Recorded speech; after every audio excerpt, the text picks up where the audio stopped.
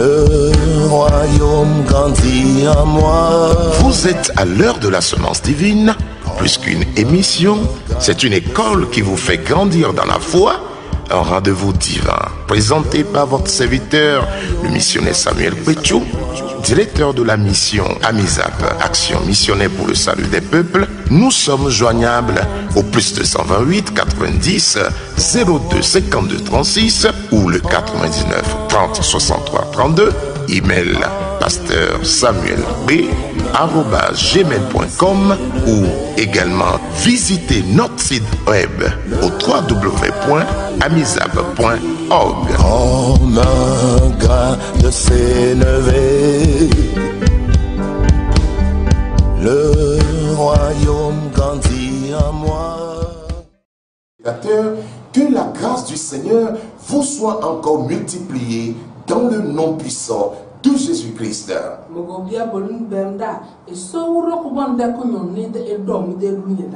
Lorsque le Fils de l'homme reviendra, trouvera-t-il la foi sur la terre? Et c'est une question que chacun doit se poser. Avez-vous vu les prophéties sur la fin des temps? Vu les calamités, les guerres, les malédictions,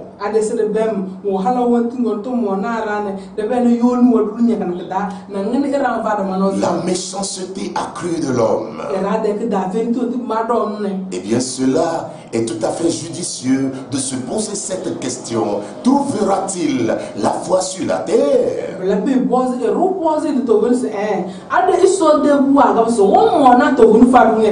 désir de l'Éternel, effectivement, c'est de trouver la foi sur la terre. Il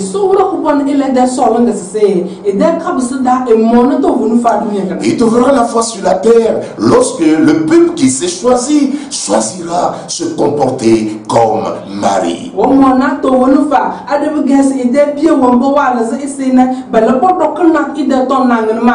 Il trouvera la foi sur la terre lorsque son peuple ou l'Église s'attellera, n'est-ce pas, à s'accrocher à Jésus afin de puiser les paroles de vie comme Marie le faisait.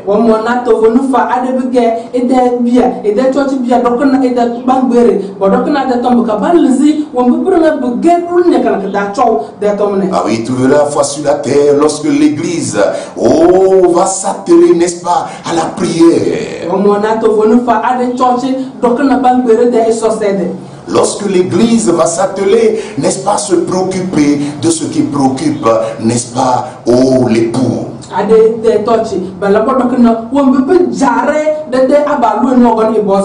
Et parmi les éléments que nous avons à notre disposition afin de tenir contre les vents et les tempêtes,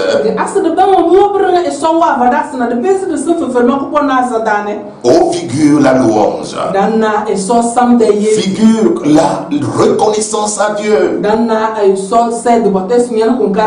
Et nous devons, n'est-ce pas, chaque jour nous préoccuper de ce qui préoccupe le Père. Et écoutez le psalmiste qui déclare dans son chapitre 18 ceci. Il dit: je m'écris, loué soit l'Éternel. Et voyez avec moi, chers téléspectateurs, la conséquence de ce fait. Il dit: je m'écris, loué soit l'Éternel. Et ce qui en suit, il dit: et je suis délivré de mes ennemis. Psaume 18, verset 4. Écoutez, l'histoire révèle à plusieurs reprises comment la délivrance opérait lorsque le peuple de Dieu, n'est-ce pas, se concentrait dans la louange à son Dieu.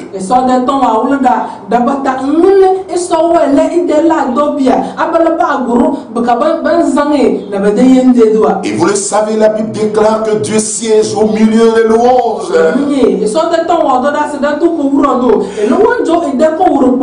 Ce n'est pas au milieu de l'inquiétude. Ce n'est pas au milieu de la panique. Ce n'est pas au milieu des murmures. Mais Dieu siège au milieu de la louange. De la louange de son peuple, chers téléspectateurs. Et donc nous pouvons utilement nous instruire de l'attitude, n'est-ce pas, de Paul et Silas emprisonnés.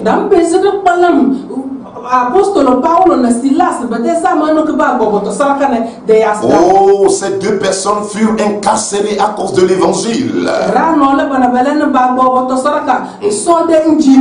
Les conditions de leur détention n'étaient pas du tout favorables.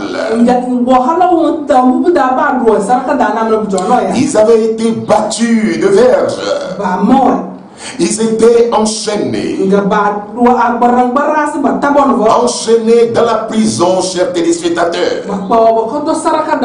Autrement dit, les conditions n'étaient pas physiquement ou humainement réunies pour louer l'Éternel.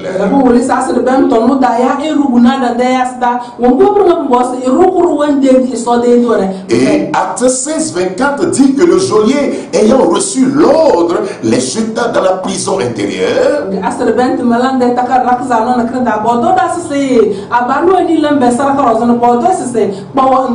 Et je voudrais qu'on souligne, et la Bible nous précise, il leur mit les cèpes aux pieds.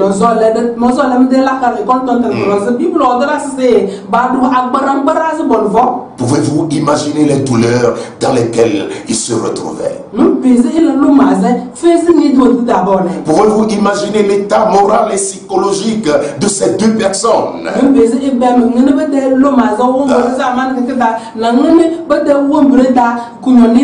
Pourtant, ils ne se laissaient pas distraire par les événements. Ils ne se laissaient pas distraire par la méchanceté des hommes.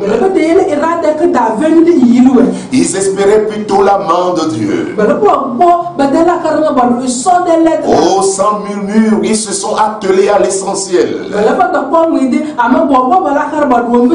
Ils ont appris de leurs aînés.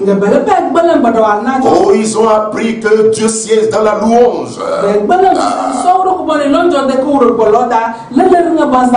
Ils ont appris de l'histoire, n'est-ce pas, des murs de Jéricho qui s'écroulèrent à cause de la louange.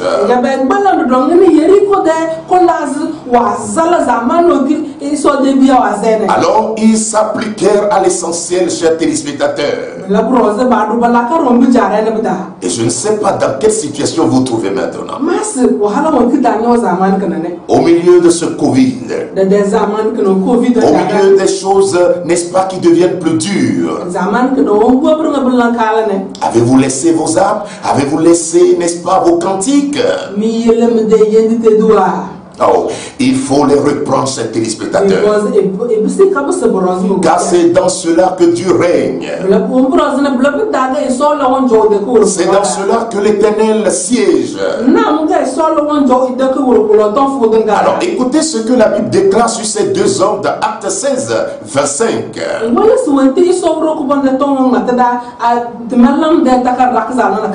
La Bible dit que vers le milieu de la nuit. La nuit, c'est un temps, pardon, pour se reposer. La nuit est faite, n'est-ce pas, pour se reposer de ses activités. Et après avoir passé une journée remplie tellement d'amertume, oh oui, voyons ces deux hommes au milieu de la nuit. Oh,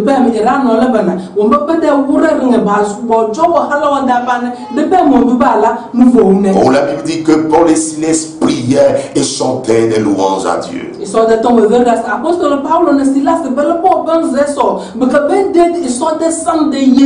Ils ont, n'est-ce pas, fait le meilleur choix de prier et de chanter des louanges à leur Dieu. De chanter des louanges, pourquoi, chers téléspectateurs? Parce qu'ils étaient, n'est-ce pas, dans une prison où tout allait bien. Où ils étaient bien servis dans leur prison. Non. Mais y compris que la louange fait descendre le trône de Dieu. Il savait que Dieu est fidèle. Et que même dans les temps difficiles, il se révèle dans la louange de son peuple. Et la Bible nous informe que les prisonniers les entendaient. Et ils eurent la sagesse d'entendre le secours de Dieu dans les louanges des téléspectateurs. Et lorsque nous lisons le verset 26, écoutez attentivement. La Bible nous dit que tout à coup, c'est-à-dire sans trop attendre, il se fit un grand tremblement de terre. Oh, ces téléspectateurs, c'est un mystère. C'est la formule divine qui fait intervenir l'armée céleste dans les besoins, dans les situations les plus compliquées. Et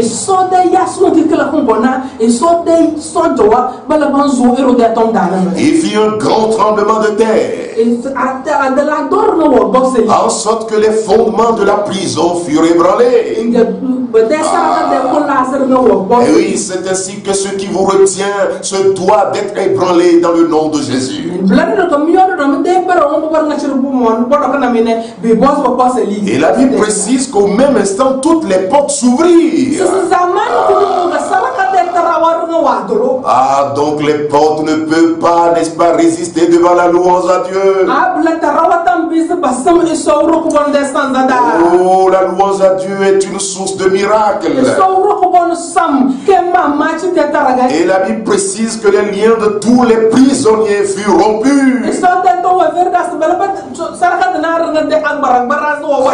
Oh, le psalmiste a bien compris quand il déclare: je m'écris, loué soit l'Éternel, et je suis délivré de mes ennemis. Oh, merci Seigneur. Écoutez, chers téléspectateurs, nous devons entendre le miracle de Dieu dans l'attitude de louange.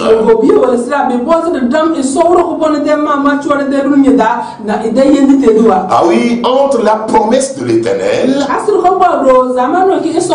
et son accomplissement existe un chemin à parcourir.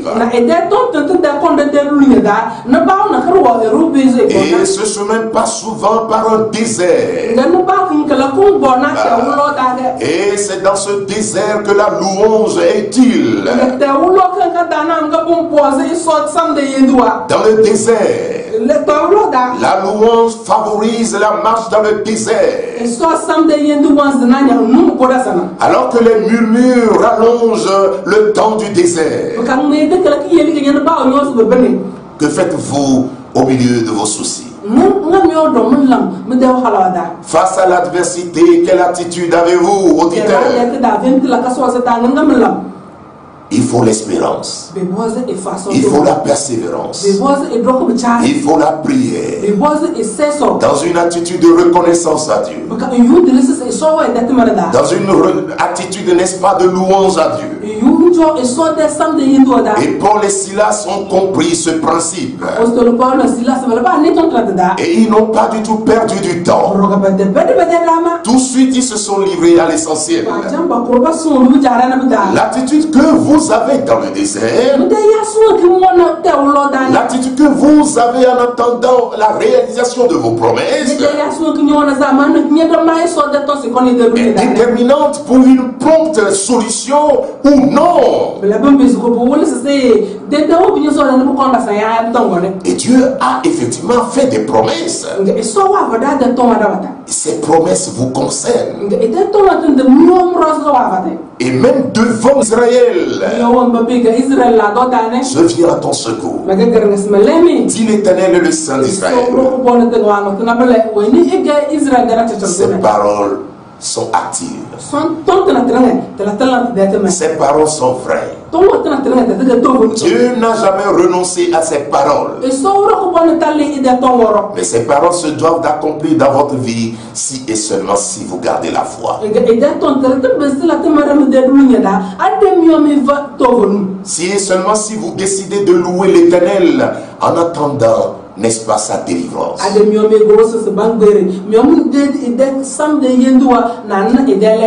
Alors Matthieu 6, 27 nous dit ceci. Qui de vous, par ses inquiétudes, peut ajouter une coudée à la durée de sa vie?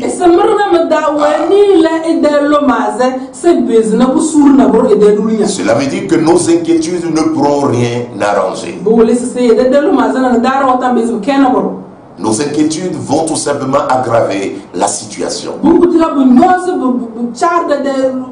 Malheureusement, c'est ici que plusieurs croyants, n'est-ce pas, tombent ou, n'est-ce pas, abandonnent leur chemin.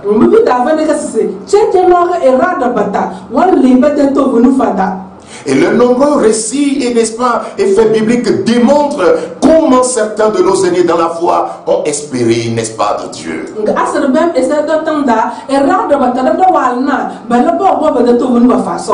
Mais le Seigneur nous rappelle encore en ce jour,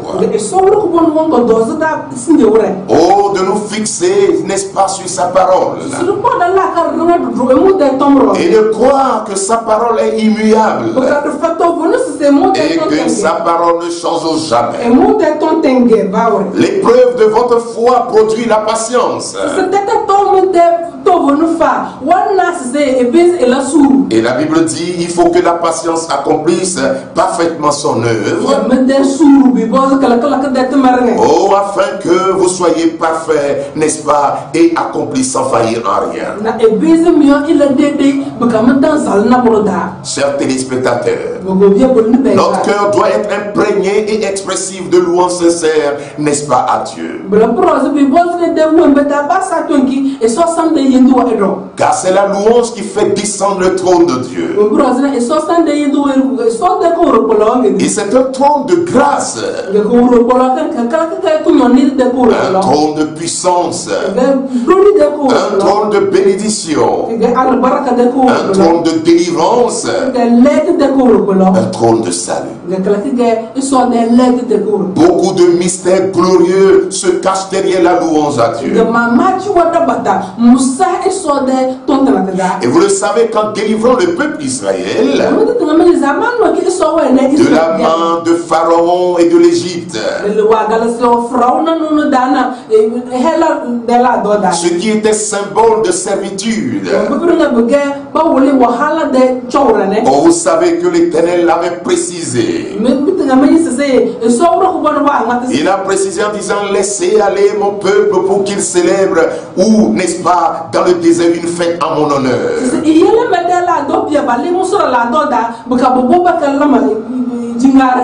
C'est-à-dire que sur le chemin de notre destinée, il est prévu un désert. Dans le désert, il ne fait pas bon vivre.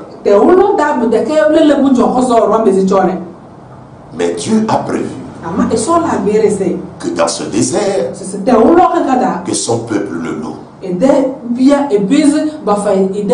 son peuple lui chante des cantiques. Et il prit soin de préciser cela. Et il dit, libère mon peuple afin qu'il me célèbre dans le désert.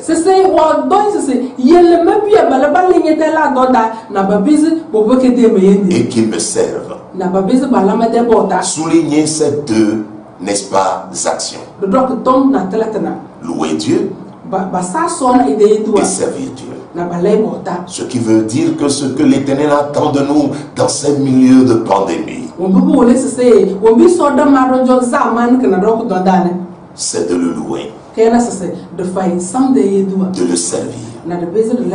Mais est-ce que nous nous trouvons dans cette posture? Il dit qu'il me rende un culte. Et vous pouvez le lire dans Exode 5:1 et également au chapitre 9.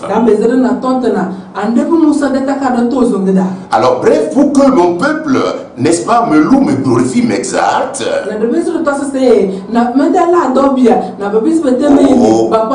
pour que mon peuple publie, n'est-ce pas, mes bienfaits, m'adore, a-t-il précisé, dans le désert.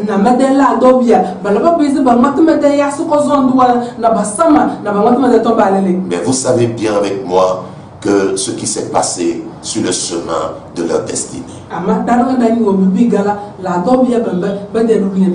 Ce peuple n'a pas pu expérimenter la puissance de la louange.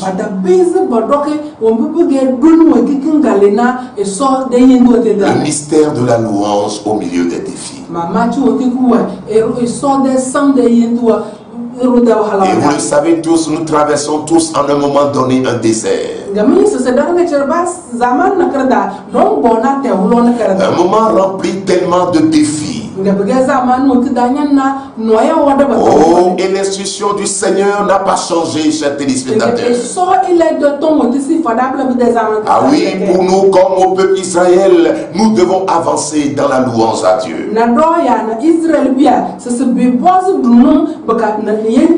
Et comme la louange manqua au peuple Israël pour atteindre Canaan, c'est exactement ainsi que la louange manque à l'église du Seigneur.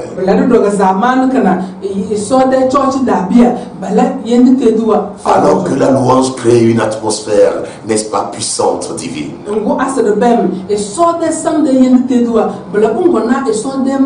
Alors qu'il prépare la venue du Seigneur, qui prépare le règne du Seigneur. La louange est la clé pour faire descendre, n'est-ce pas, le trône de Dieu.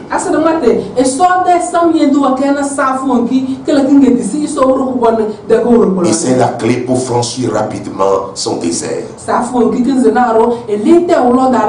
Les Israélites avaient compris au départ de cela quand ils avaient été délivrés. Ils marchaient, n'est-ce pas, ils avaient traversé la mer Rouge avec des cantiques, avec des louanges.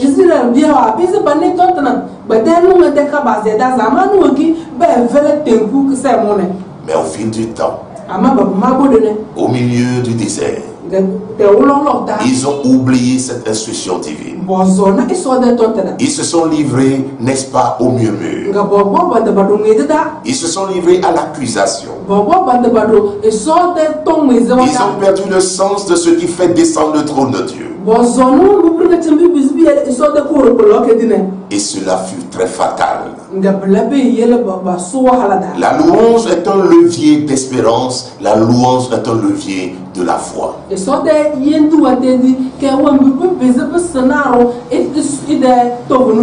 Alors que faites-vous lorsque vous êtes confronté à des situations difficiles?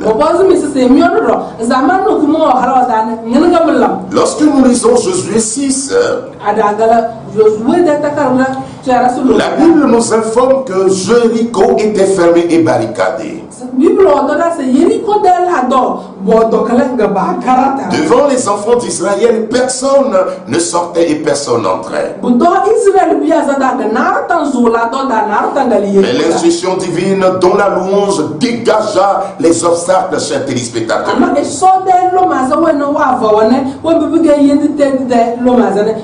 cela est bien pratique, chers téléspectateurs.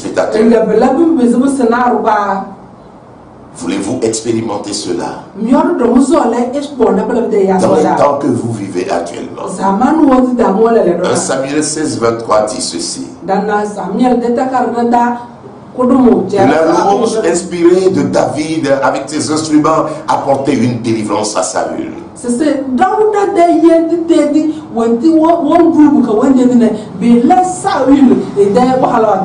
Alors vous qui nous suivez maintenant, dans quel état vous trouvez-vous?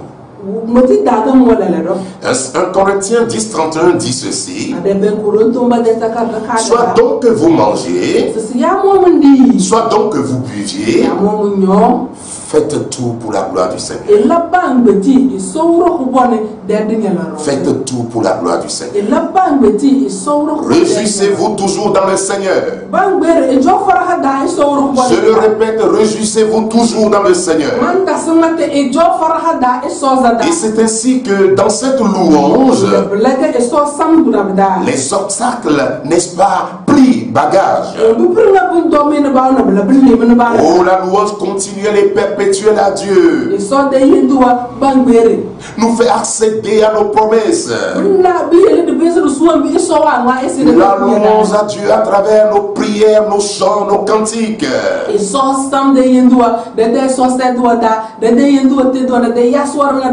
nous fait accéder, n'est-ce pas, à la bénédiction divine. Et la Bible dit offrez des sacrifices de louange à l'Éternel. Oh, criez de joie en racontant ce qu'il a fait. Psaume 107, les versets 1-22. Alors, imitons notre Seigneur Jésus qui a la différence avec le peuple hébreu.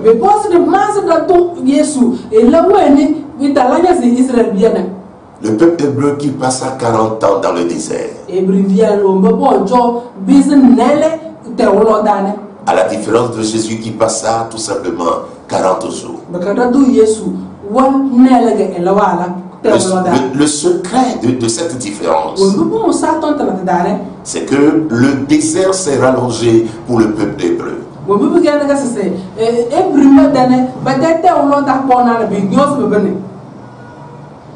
C'était rallongé pour eux. Parce qu'ils passaient leur temps murmurer. Alors que le Seigneur, il passera son temps à élever son Dieu, à élever son Père. Et il sortit de ce désert victorieux. Vous pouvez sortir de votre désert, de cette situation qui dure dans votre vie. Vous pouvez sortir de cette situation qui prend tout son temps, au point où vous vous demandez si les promesses de l'Éternel sont encore en vigueur dans votre vie. Si vous optez pour la louange en Dieu, si vous optez pour, n'est-ce pas, la reconnaissance à l'Éternel, Dieu aime et réside dans la louange de ses téléspectateurs. Et Jésus avertit, vous aurez des tribulations dans le monde, mais prenez courage car j'ai vécu le monde. Nous devons donc nous armer de courage, et sachant que dans le désert, qui est souvent, n'est-ce pas, un espace inhabité, isolé, caractérisé par des conditions de vie difficiles. Ah oui, comme la chaleur, le manque d'eau et que sais-je. Le sable, les serpents. Oui, c'est un milieu inconfortable, chers téléspectateurs. C'est un milieu de grands défis.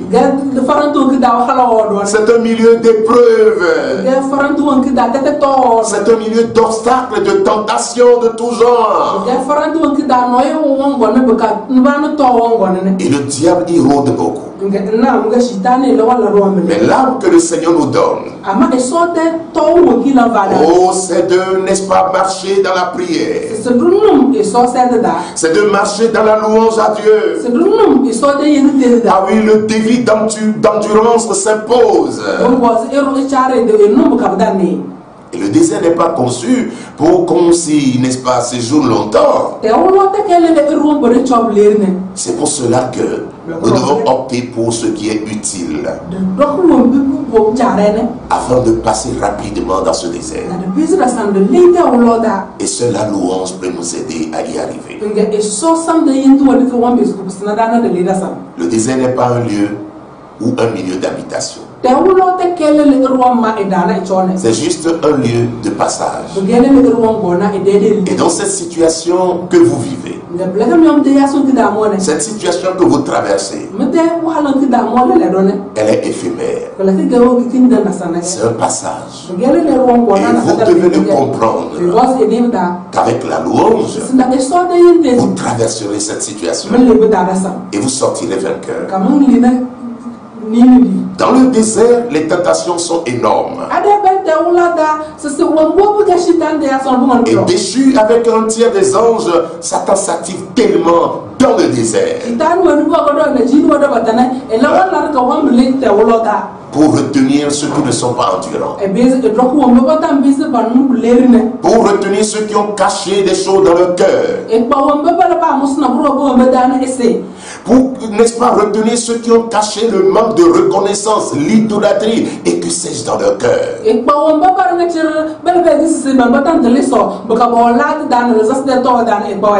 La louange là est une expression diverse, n'est-ce pas, de joie à manifester à l'endroit de l'Éternel.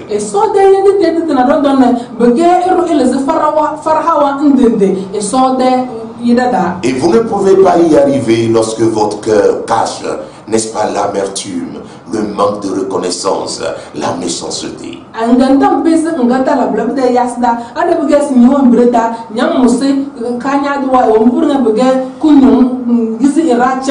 Et le Seigneur ne nous demande pas une louange, n'est-ce pas, au bout des lèvres.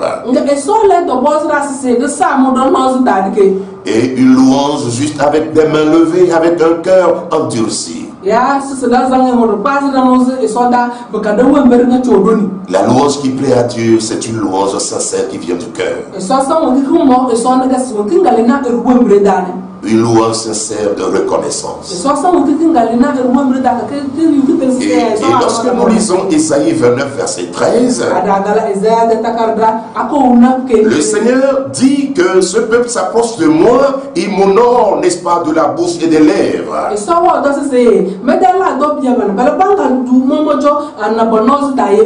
Il m'honore uniquement des lèvres. Et alors que son cœur est éloigné de moi. Et la crainte qu'il a de moi n'est qu'un précepte de tradition humaine. Et ces gens de louange, n'est-ce pas, de tradition humaine, n'honorent pas Dieu. Dieu ne se plaît pas dedans.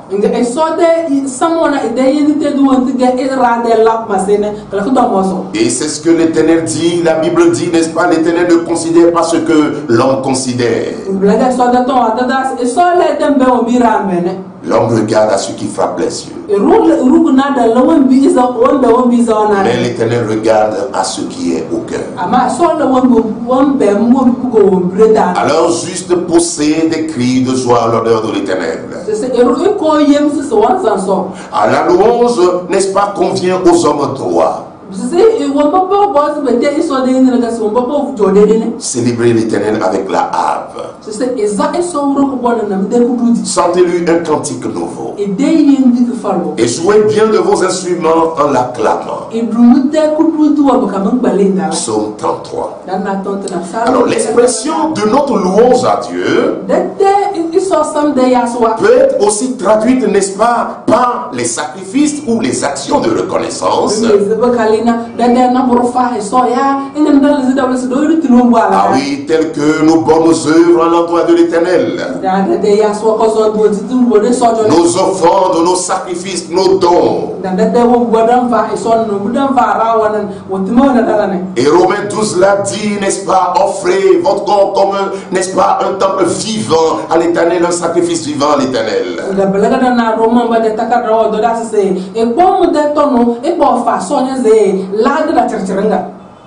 Est-ce votre cas, chers téléspectateurs? Nous devons nous concentrer à la louange à Dieu, au service à l'Éternel. Et nous voulons prier avec vous maintenant. Vous qui avez perdu tout sens de louange à Dieu. Vous vous êtes laissé dominer par les soucis de ce monde. Vous vous êtes laissé écrouer par les difficultés de ce monde. Et vous n'avez plus la louange dans votre vie. Et ce qui vous tire encore plus vers le bas. Mais le Seigneur veut restaurer la louange dans votre vie. Le Seigneur veut glorifier son nom dans votre vie. Et si vous nous écoutez maintenant, vous nous suivez maintenant, la joie a disparu dans votre cœur. La paix a disparu dans votre maison. Et l'adoration, vous n'avez plus l'adoration en vous. Le Seigneur vous parle. Et ce qui vous fait traîner dans le désert, c'est votre attitude. Votre attitude de mépris à l'endroit de l'Éternel. Vous êtes juste heureux quand tout semble aller bien. Mais au milieu des défis, vous murmurez. Vous abandonnez la foi. Et les temps seront encore plus compliqués. Si vous gardez cette attitude, est-ce que le Fils de l'homme vous trouvera dans la foi à son retour? Seigneur, nous prions pour ces téléspectateurs maintenant, ou qui se trouvent à nous suivre. Seigneur, visite-les. Ils ont perdu le sens de la louange. Pour plusieurs d'entre eux, la louange, c'est quand tout va bien. Pour plusieurs d'entre eux, la louange, c'est quand tout semble bien aller. Mais Seigneur, tu as dit à ton peuple, ah oui, que ton peuple soit laissé afin qu'il te célèbre dans le désert. Et nous comprenons humblement là, Seigneur, que tu veux que notre attitude dans le désert soit pour ta gloire. Que ce soit en temps de Covid, que ce soit en temps d'incompréhension, de difficultés dans cet emploi, que ce soit en ce temps de maladie. Seigneur, tu veux que la louange te revienne. Et nous prions pour tous les téléspectateurs, ou qui se trouvent maintenant à nous suivre. Oh Seigneur, embrasse-les par ton Esprit Saint. Que l'esprit de louange se repose sur eux maintenant dans le nom de Jésus. Oh, que leur cœur qui a été tellement touché, que ce cœur, le Saint-Esprit pénètre dans ce cœur. Il les ramène à toi dans le nom de Jésus. Saint-Esprit, nous te prions maintenant. Révèle-toi à tous ces auditeurs, ceux qui traversent des temps difficiles, ceux qui sont méprisés dans leur famille, ceux qui sont méprisés à cause de leur foi, et ceux qui sont même sur le point de rebrousser chemin de la foi. Seigneur, nous te prions de les faire comprendre le défi, de les faire comprendre que sur le chemin de la foi, sur le chemin de la destinée, eh bien il se trouve des difficultés. Seigneur, qui comprennent que tu ne les as pas abandonnés, que ta parole qui nous dit ne crains rien, je viens en ton secours, faible reste d'Israël, je viens en ton secours, je te protège, je te garde. Oh, que ces paroles soient d'actualité dans leur cœur maintenant, qu'ils ne perdent point espérance, qu'ils soient nourris d'espérance dans le nom de Jésus, et que ce qui arrivera au peuple Israël dans le désert de leur Seigneur ne leur arrive point, qui ne s'éloignent point de la foi, que les idoles disparaissent de leur cœur, que ce qu'ils manifestent actuellement qui n'est pas propre à la foi divine disparaisse de leur cœur dans le nom de Jésus. Car en réalité c'est ce qu'ils ont dans leur cœur qui révèle dans les temps difficiles. Oh mais Seigneur, nous prions en leur faveur, car à travers l'œuvre de la croix, oh oui, nous avons là, n'est-ce pas, oh notre cœur qui est circoncis.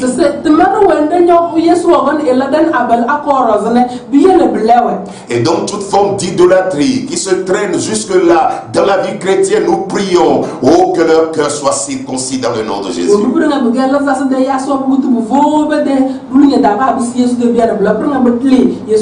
Et que des témoignages les accompagnent dans le nom de Jésus. Merci Seigneur pour la vie de tous les téléspectateurs. Et merci d'avoir relevé leur foi. Merci d'avoir, n'est-ce pas Seigneur, arrosé leur maison de la louange. De nouvelles pages de louange s'ouvrent dans votre vie dans le nom de Jésus.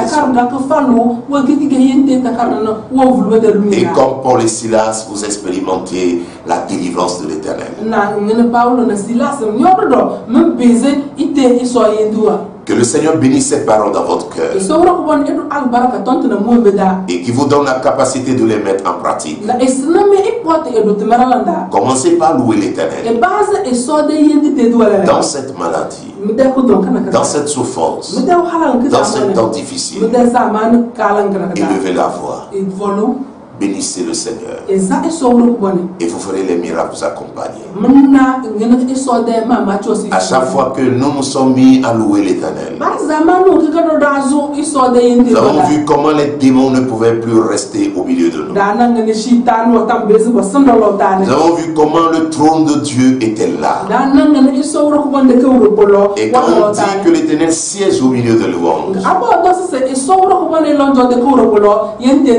vous le savez, le verbe siéger fait référence, n'est-ce pas, à l'exercice d'un ministère.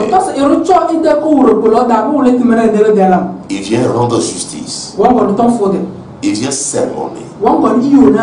Il vient, n'est-ce pas, faire disparaître tout ce qui nous rend esclaves. Et Dieu veut le faire encore. Il ne descend pas juste pour se glorifier. Il descend avec son sceptre de justice et de jugement. Ce qui fait que les chaînes qui vous retenaient, les liens qui vous retenaient, ne pouvaient plus résister. Vous l'avez vu avec Paul et Silas. Les portes se sont ouvertes. Les chaînes se sont éloignées. Qu'il en soit ainsi pour vous dans le nom de Jésus. Amen. Amen. Que la paix du Seigneur soit avec vous. Et nous vous donnons rendez-vous sur la semaine prochaine. Shalom à vous. Shalom. Shalom. Bye bye. Ta présence. Nous voici dans ta présence. Nous voici dans ta présence, Seigneur. Nous voici dans ta présence pour t'adorer, Seigneur. Nous voici dans ta présence. Dans ta présence. Nous voici. Oh oui. Dans ta présence, Seigneur. Oui, Seigneur. Nous voici dans ta présence. Oh. Pour t'adorer, Seigneur. Me voici devant ton trône. Me voici devant ton trône, Seigneur. Me voici devant ton trône pour t'écouter, Seigneur. Ta présence. Ta présence nous rassure. Elle nous rassure. Ta présence. Oh oui, Seigneur.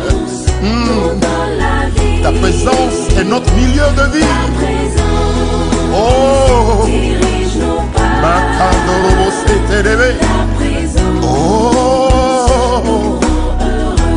Ta présence. Ta présence te rassure. Ta présence nous rassure. Ta présence Oh. me donne la vie. Ta présence est notre milieu de vie. Ta présence Remarquandolobo. dirige mes pas. Oh oui, Seigneur. Ta présence Me rend heureux. Oh, parce qu'il était dans la présence de l'Éternel, où il avait parlé avec lui. La peau de Moïse rayonnait et le peuple ne pouvait s'approcher de lui. Oh, il y a d'abondantes joies et délices éternelles dans sa présence. Assurément, lorsqu'on tourne vers lui les regards, on est rayonnant de joie et le visage ne se couvre pas de honte. Oh, gloire au Seigneur. Oh, alléluia. Alléluia, Hosanna au plus haut des cieux. Oh, ta présence. Ta présence. Oh, la santé, la paix, le bonheur se trouve rien que dans ta présence, Seigneur. Nous dans la vie. Oui, rien que dans ta présence. Dirige nos pas. Dirige mes pas. Ta présence. Oh, Ta présence. ta présence nous rassure. Ta présence. Oh Seigneur, Dans la vie. nous dans la vie. Ta présence. Dirige mes pas. Dirige mes pas. Oh, merci Seigneur de nous garder continuellement dans ta glorieuse présence. Amen.